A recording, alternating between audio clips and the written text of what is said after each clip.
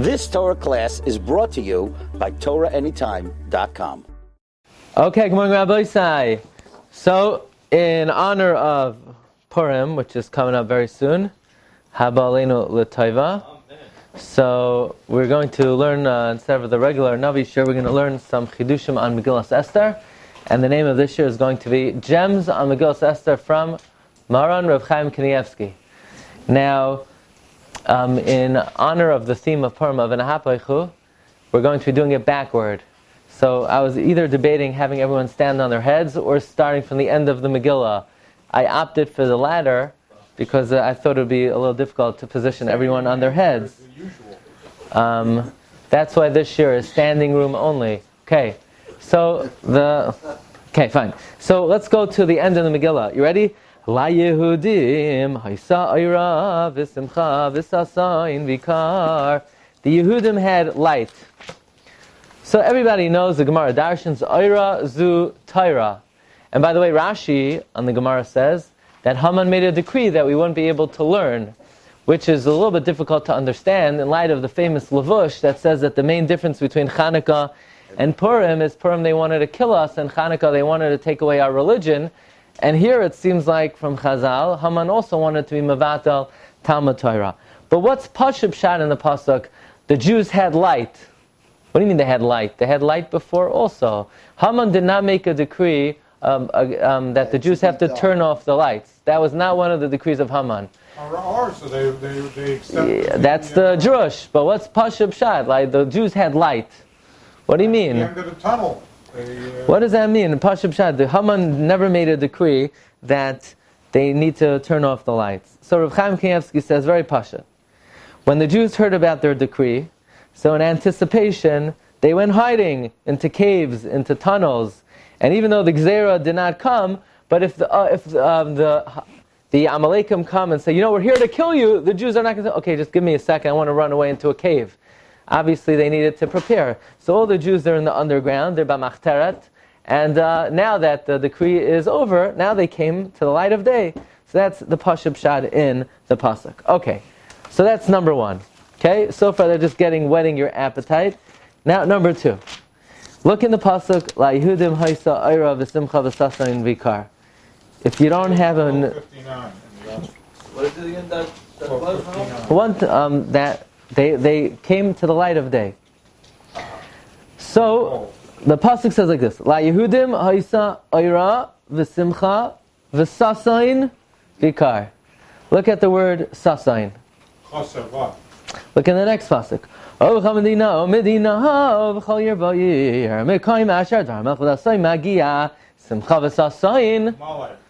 So why the first time is it Chasar and the second time it's Malay? What is the Gemara Darshan on the word Sasayin? Right? Oira is Taira. Simcha is Yamtif. Sasayin, Mila. Right? Like David HaMelech says, Sas, Anoichi, Al, Imrasecha, Kemoitze, Shalal, Rav. So it's referring to Mila. The Gemara in Ksubah says, do you make the bracha Shahasimcha b'ma'oinoi at a bris Mila? No, very good. Sarah the Yanuka. Yeah, the pain of the kid. Memela, the Sasayin is not complete by Mila, because the kid is Vitzar. Next pasuk is Simcha v'Sasayin, that refers to the Simcha, not of Mila, but of Purim, so that Sasayin is Taka Malay, says Reb Chaim Kanievski. Okay, that was the second offering for today. Next, let us go to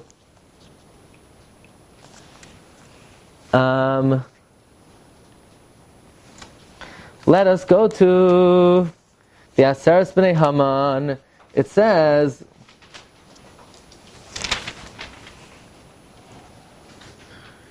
Shushan Havira, Goydim Yabir Chamesh Ve'oshish.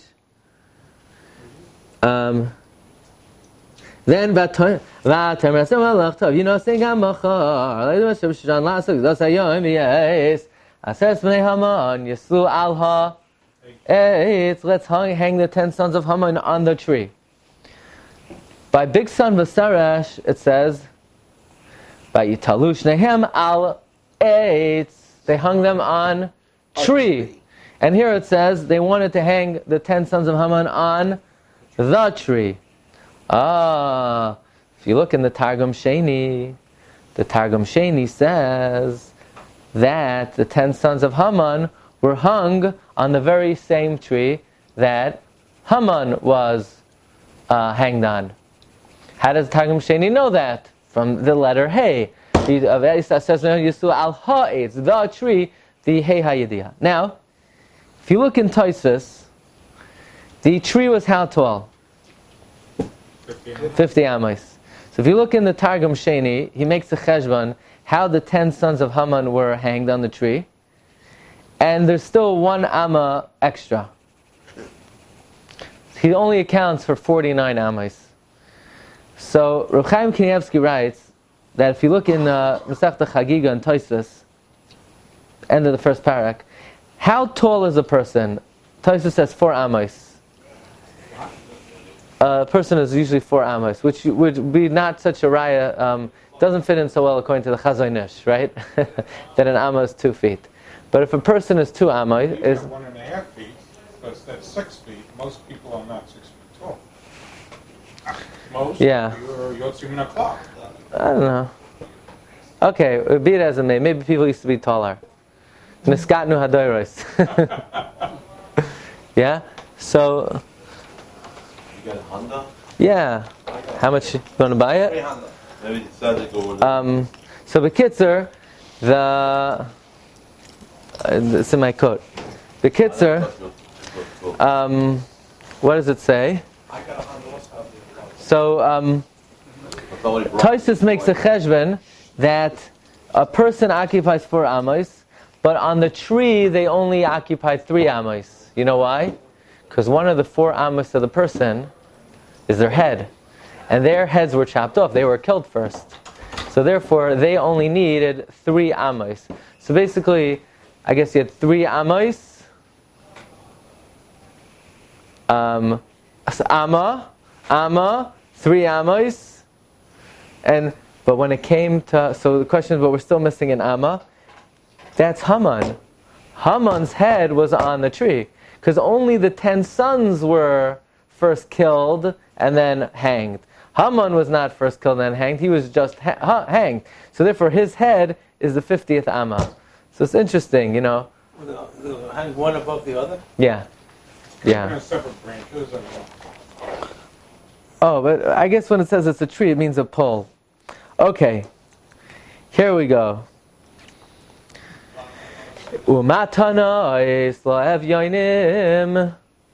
And gifts to the poor. Really? What are the 2 ways of saying poor man in Lashon HaKodesh? Ani, Avyon. Who is poorer? And Avyon is ta'iv lako, is much poorer. So the question is, are you yotzei matanas avyonim if you give it to an ani? You shouldn't be. The pasuk says avyonim. The Gemara Bava Metzia says on Kufya Alpha Beis that an avyon is more than an ani. But if you look in the Gemara over there, it says that if you could give tzedakah to one of 2 people, an ani or an avyon. Who do you give it to? It's a bigger mitzvah to give to an ani than to give to an avyon. Why? So it gets him closer to being out of the category. Because an avyon is not embarrassed to ask. He's already a professional fundraiser. The ani is already not accustomed to asking. So it's better to give it to an ani because he's less likely to be able to get it. So therefore, says Rav Chaim Kanievski, Avada, it's a bigger mitzvah to give matanas la'aniyim. The chidush of the Torah is you're even yotzei if you don't give it to an ani and you give it to an avyon. Okay, what number was that? That is number 4, I believe. 1, 2, 3, 4. That was number 5. Okay. I didn't say what it was. You didn't miss anything. It's another targum on the Megillah. In addition to the first one? Yeah. Okay. Al kain karu layamim ha'ela Purim al shem ha'por. Yeah? You see where it says that? What pasuk? Al Kain Karu Layamim Ha'ela Purim Al Shem HaPur. It's Parak Tes Pasuk Chavav. Right? Al Kain Karu Layamim Ha'ela Purim Al Shem HaPur. I have one simple question here. Why is it called Purim Al Shem HaPur? Well, if that's what it is, it should say Al Kain Karu Layamim Ha'ela Fur Al Shem HaPur. If it's Al Shem HaPur, it should be called Pur. Or if it's called Purim, it should be Al Shem HaPurim. No, but we learned, you taught us, there was more than one lottery. Ah, very good. There were multiple lotteries. So from here, says Reb Chaim, Remember the Shiur. from here Chazal derive that first Haman cast the lot on the days, and it didn't work. And then he cast the lot on the months, and it worked. So therefore, he cast more than one lot. Therefore, Al Kain Karu Layamim Ha'ela Purim Al Shem HaPur. This, from here we see Haman cast more than one lot. Okay. Next offering. Kiyemu v'kibelu hayudim aleihem v'al zarom v'al kol hanovim aleihem v'lo yavoir. They fulfilled and they accepted upon them and their children and all that accompanied them. What does that refer to? All that accompanied them. They were makabel Purim on their animals. Parak Tes Pasuk Chav Zayin. What does it mean? Kol hanilvim aleim. L'chayra, that refers to Gerim. Frek Reb Chaim. Why does it have to say that they were makabel Purim on Gerim? Gerim have to keep every daraisa, every drabanan, every minhag, just like any other Jew. What's the chidush that they're makabel Purim even al kol hanovim aleim? Be any Goyim that were accepted the Shiva. No, Shiv Goyim are not. They don't have to keep Purim. Since Haman was an Eved. So you're saying Nilvim Aleim refers to the Avadim. No, since I'm saying but isn't there Shaila about it because they were so son of Avadim? Yeah, the Rambam. Yeah. We once had a share on that, on whether Avadim are chayiv in the Megillah. Reb Chaim learns that Nilvim Aleim refers to Gerim. So the question is, why would you think Gerim are pater? So he says the mitzvah of Purim is like a Haidah, like Birchas Haidah. Now, if a miracle happens to you, we know your children have to also be give Haidah. It's the halacha in Shulchan Aruch in Siman Reish Yud Ches that Kol Yotzei Chalatzav are Chayavim Levarich.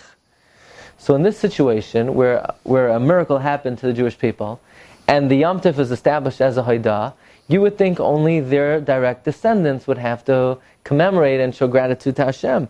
But Gerim, who are not descendants of the Jews of those times, they would not be obligated in the mitzvah of Purim. So therefore the Chiddush is, no, v'al kol hanilvim aleihem. So the question is, so Taka, why are Gerim chayiv? If this is a Yom Tov of Haidah, typically only Yotzei Chalotzav are chayiv in the mitzvah, and the Gerim are not Yotzei Chalotzav. So the answer is, says Reb Chaim, because had Klal Yisrael been destroyed then, there would be no Gerim, because there would be nothing for them to attach themselves to. So this is analogous to a case where a miracle happened to your Rebbe, that the halacha is, all the Talmidim are chayiv lahaydais. Why? Because had it not happened to the Rebbe, then these people would never have gone to Olam Haba, right? Rabbi Meviyai Lidei Chaya Olam Haba. Fine. Next offering. Ready? Yeah. Everywhere in Megillas Esther, Purim is chasar. Except here. For example, look in Pasuk Chavtes. Vatichta'iv Esther hamalka v'asavichayo u'mardechai Yudis kol toikev l'kayim eisigeres hapurim hazois hashenis. Hapurim is chasar. But in Chavav, Or Lamed Aleph. L'kayim esimei hapurim ha'ela. Or Pasuk Lamed Beis. Umamar Esther kiyam divrei hapurim ha'ela v'nichta v'asefer. There are only two exceptions to the rule where Purim is spelled Malay. Number one, Pasuk Chavav. Al kein kareu layamim ha'ela furim al shem hapur. That's number one.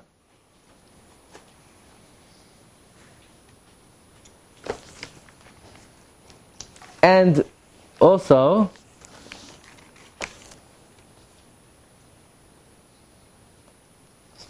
that's pasuk Chavav.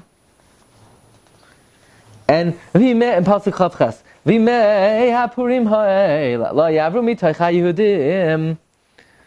So it says Reb Chaim, very pashut. The reason is the pasuk of Al Kain Karu Layam Ha'ela Furim. That's going on the Purim in the times of Mordechai and Esther. Their Purim was Malay, because they were really saved Mimaves L'Chaim, and they were Makabel the Torah B'Yahava. But all the other Purims is going on in the future, where the Simcha is not Malay, because we don't have the Beis HaMikdash. And however, when by the pasuk V'imei HaPurim Ha'ela Lo Yavru, that's going on Purim La'asud Lavai. The Chazal Darshan, all the Yom Tovim will become Batel, but Purim will never become Batel. So therefore, those two Purims are Malay. Okay, Rabbi says, so how many is that so far? 2, 3, 4, 5, 6, 7, 8, 9. We had 9, right? Should we stop here or should we do more? Okay, fine, we'll do more. Fine. So, continue. The Megillah is called Sefer, right? V'nichta ba'Sefer, and it's also called Igaras. And the Gemara learns out different halachas from these two different terminologies. So why is it that of all the Kisvei HaKodesh, of all of scriptures, the only Sefer in Tanakh that's called Igaras is the Megillah? Why did they make it like an Igaras? So Reb Chaim says, because all of the miracles in the Megillah came about through different Igros. Right, like the Gemara says, El Malay Igros Rishaynos Loi Nishtairu Misaneim Shel Yisrael. Had Achashverosh never sent out that first letter, what was the first letter? First letter was Liyais Kahali Sareh. People said, what kind of Shaita Shabbalim is this guy? He's sending out an edict that the man's in charge in the house. What kind of ridiculous thing is that? Yeah, right. How's that ever going to happen, right? But they thought he was insane when he sent out a law that the guy is in charge. So then when he sends out the second letter that the Jews are going to be killed, they say, shaita, crazy rules he sends out. But all the, and then the letter of Haman and the letter of Mordechai, so to commemorate that, the status of the Megillah is different than any other Sefer. You have to fold it up like a letter when we read it. Okay, here we go. I don't know how, if you follow from the Megillah, you have to also fold it or only the Chazal? Unfold, I should say. No, you don't unfold it. Only the Chazal. Yeah. But you have to be very careful to follow from Megillah. Why are you following from Megillah? For what? Just in case if you... What? I see people do it. It's a very dangerous thing to do. Because if you miss a word, Yes. and then you say it yourself and you mispronounce it, you're not Yotze in the Megillah. So you're better off using a Chumash, in my opinion. If you say Nafal instead of Neufel, you're out. Maybe you'll get... Maybe next year you'll be Yotze. Right. So, okay. What's the end of the Megillah? V'ratzu l'roi v'echav. So there's an interesting Targum on this. The Targum says, V'roitze b'riboy echav. He wanted there to be a lot of brothers. Meaning, he wanted there, not just V'ratzu l'roi v'echav, most people liked him. He wanted there to be a proliferation of his brothers. Why? The answer is, all these new brothers, all these new people, all these new Jews, on whose shoulders are their tsaras and their tzrachim going to fall? On Mordechai, he's a Gadol Hadar. Even so, he didn't care. He wanted a proliferation of his brothers. He didn't mind that it's going to cause him more tircha and more bother. There's a Parsha Peshat, Rabbi. This comes, it says, Vayasam Melech HaChashverosh Mas Ala Aretz. So he put a tax, right? That was to build the Beis HaMikdash, right? That money was eventually going to be used to build the Beis HaMikdash. But a lot of the people didn't like the tax, and Mordechai was the number 2 in charge, so they associated him with the tax. That's why it's Robechav. Some people didn't like the tax. Yeah. You don't need reasons why people don't like rabbis. Yeah. But, okay, the last pasuk. Ki Mordechai HaYehudi Mishneh LaMelech Achashverosh. That's Erstens. V'gadol LaYehudim. 2. V'ratzoi L'roi V'chav. 3. Doirehesh Toiv Li'amoi. 4. V'doiver Shalom L'chol Zaroi. So the pasuk says how many zachen? 5 zachen. What are these 5 zachen? Says Reb Chaim. B'derech klal, the guy who's Mishnah Lamelech is going to make tsaras for the Yidden. If you're second in command, usually that means you're in a position that you're going to do bad things to the Jewish people. Like it says in Avos Rav Nosson at the end of the 11th parak, a person shouldn't say, I'm going to be the Sar, and Lo yichavin adam anihu Sar Yer v'anihu HaMishnah.